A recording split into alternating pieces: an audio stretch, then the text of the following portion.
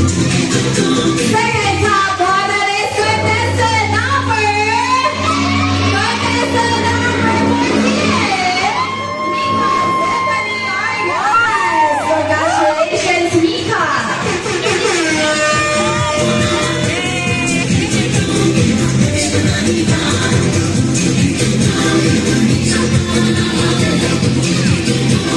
And also top. And for our first runner-up, Best in Talent is candidate number 14, Micah Zephany.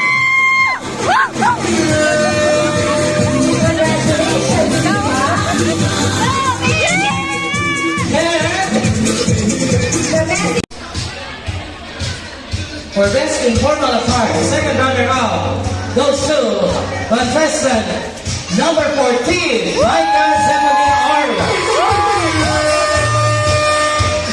Congratulations.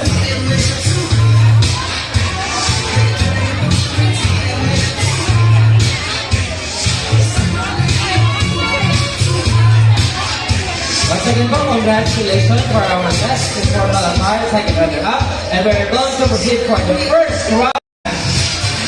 Miss Young Charity 2024 is candidate number 14, Micah Zephany Arias.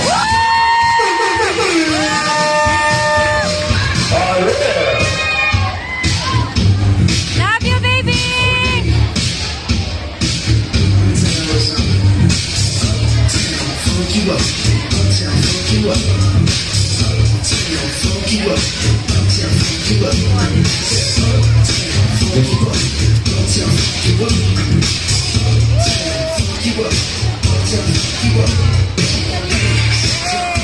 Congratulations.